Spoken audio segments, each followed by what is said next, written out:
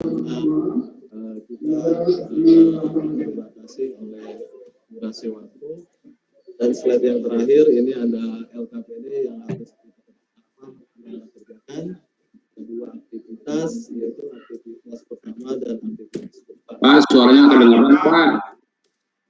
Suaranya Pak. Ya. Tapi gambarnya tampil. Tampil Pak. Suaranya doang Pak. Ini suaranya udah 100% ya. Suara jauh Pak. Gimana kedengaran? Jauh Pak. Kedengaran Pak Ihsan? Suara jauh Pak. Suaranya. Kali Pak, deketin Pak. Halo. Hah? Mic-nya kali deketin. Mic. Mic-nya deketin ya. Nah, iya Pak. Ya, iya Pak. Nah, kedengaran Pak ya? Ya. Udah Pak. Mic-nya saya deketin aja ke ini ya, ke mulut ya supaya suaranya.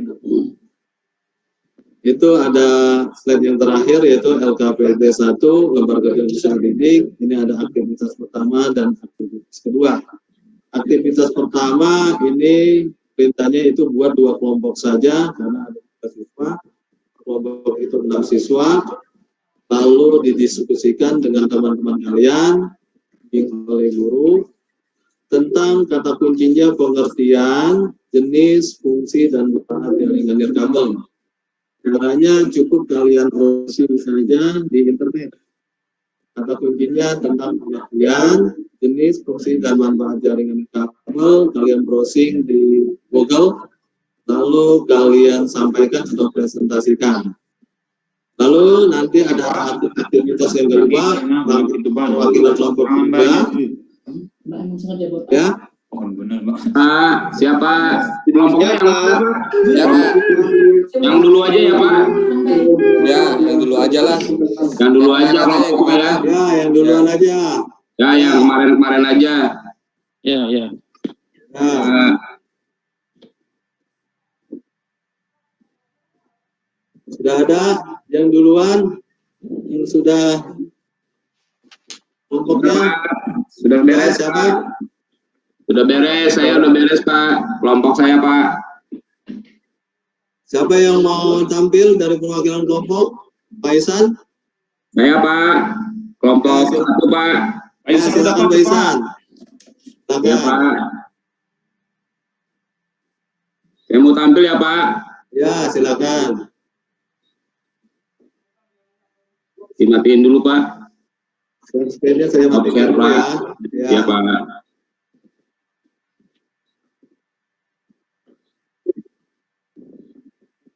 Saya stop dulu. Ya, sudah, silakan. Ya Pak, izin presentasi Pak. Silakan. Udah kelihatan Pak? Kelihatan. Udah. Baik Pak, ini dari kelompok 1 Pak, hasil dari diskusinya mengerjakan jaringan wireless di Cisco Packet Tracer Pak. Ini saya pakai laptop 3, ini 1 untuk routernya dan switch-nya Pak. Mungkin itu Pak. Bisa dijelasin itu apa itu perangkat-perangkatnya dan apa fungsi dan jenis-jenisnya, bisa Pak Ihsan? Gimana Pak? Nggak kedengeran Pak? Bisa dijelaskan itu apa nama-nama perangkat? Oh iya. Kabel itu Pak. Ya Pak. Ini laptop Pak. Ini pakai wireless, pakai apa namanya? Pakai gelombang ya Pak. Pakai WiFi. Ini pakai WiFi. Laptop 3 pakai WiFi semua. Ini WiFi nih Pak. Ini WiFi-nya nyambung ke switch, dari switch ke internet Pak. Itu Pak. Jadi Pak Ihsan membuat suatu skema jaringan topologi jaringan nirkabel gitu Pak ya?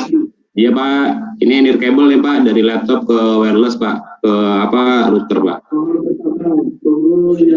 Baik, ada lagi dari perwakilan kelas perwakilan kelompok yang lain, silakan. Saya stop ya Pak. Silakan.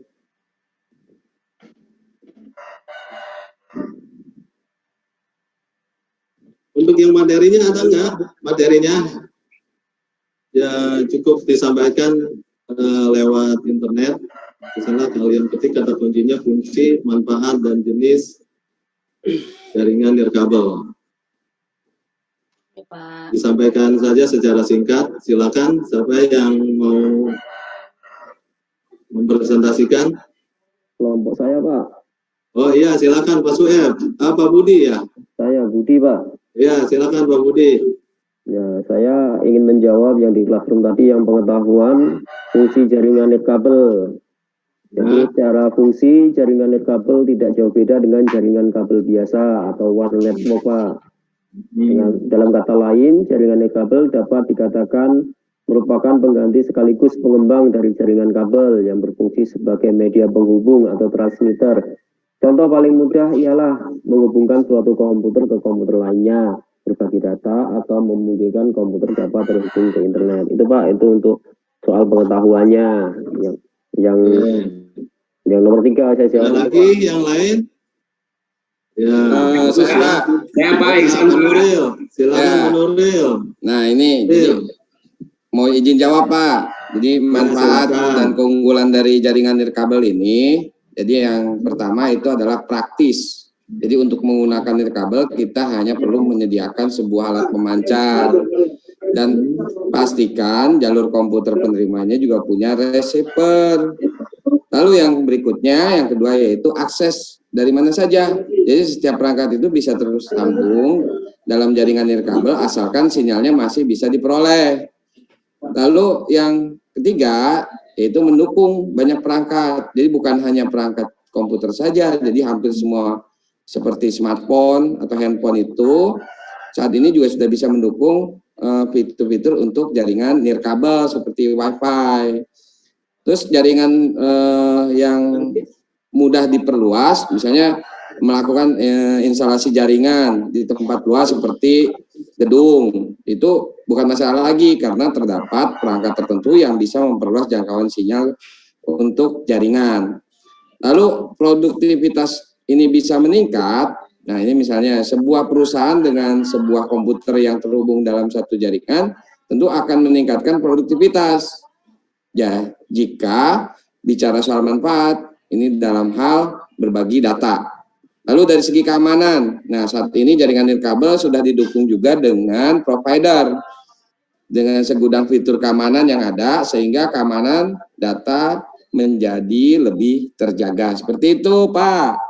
Bagus sekali Pak Nuril penyampaiannya. Jadi itu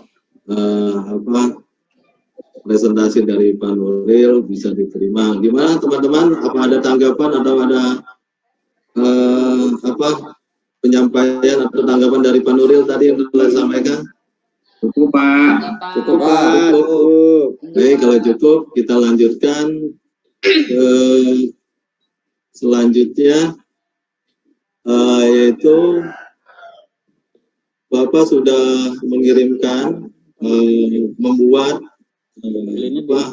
lembar kerja soal ya untuk kalian selesaikan di Google Classroom ya.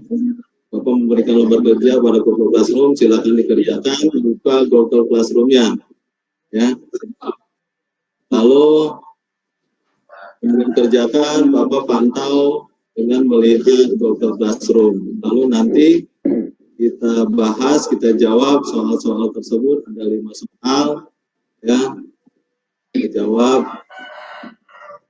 Sekarang dikerjakan, Bapak kasih waktu 1 menit. Mulai dari sekarang. Baik, Pak. Ya Pak. Nah, Ya Pak.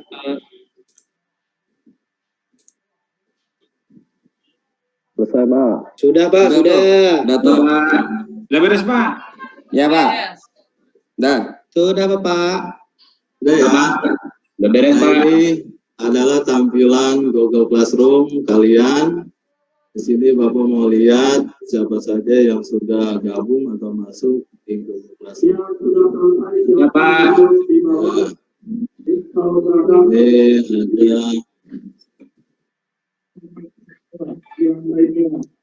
Ini ada Angga, Arif, Madani Baskoro, Isan, Muhammad Daus, Situ Wahyuningsi, dan Kusbian. Isbianto Marsudi. Keempat, siswa mampu menentukan spesifikasi perangkat jaringan kabel. Yang kelima, siswa mampu mengkonfigurasi desain jaringan kabel. Oke, kita lanjutkan.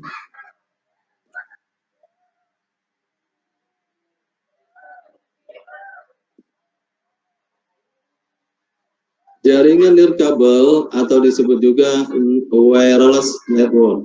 Sinyal itu dapat diterima ditangkap oleh perangkat jaringan nirkabel seperti handphone, VDA, komputer, laptop, dan lain sebagainya. Yang ketujuh, tidak memerlukan area yang luas untuk infrastruktur, dan memerlukan biaya atau tempat mengeluarkan biaya yang cukup besar untuk tempat yang diperlukan untuk pengembangan infrastruktur jaringan. Yang kedelapan, kecepatan transfer data lebih stabil. Jadi kecepatannya ini tidak dipengaruhi oleh cuaca, agak lebih stabil karena tidak menggunakan kabel, hanya sinyal, baik derau atau pusing, angin, hujan, dan lain sebagainya. Ini lebih stabil daripada jaringan-jaringan kabel seperti biasa. Untuk yang lebih stabil lagi itu jaringan fiber optik. Jaringan fiber optik ini karena kabelnya itu terdiri dari core atau serat optik atau serat kaca, tidak ada arus listrik. Ini keuntungan kelebihan daripada jaringan fiber optik, dan juga tidak dipengaruhi oleh derau, bising, cuaca, panas, dan lain sebagainya. Jadi sangat fleksibel sekali. Yang selanjutnya yaitu kelemahan daripada jaringan nirkabel. Selain ada keunggulan dan juga kelemahannya yaitu pertama, pengembangan biaya lebih mahal. Kedua, keamanan data juga yang lebih lemah. Tiga, sinyal bisa terganggu oleh cuaca. Keempat, komponen yang cenderung mahal. Kelima, ada banyak hal yang dapat mengganggu sinyal seperti bangunan, pohon, gedung, dan lain sebagainya.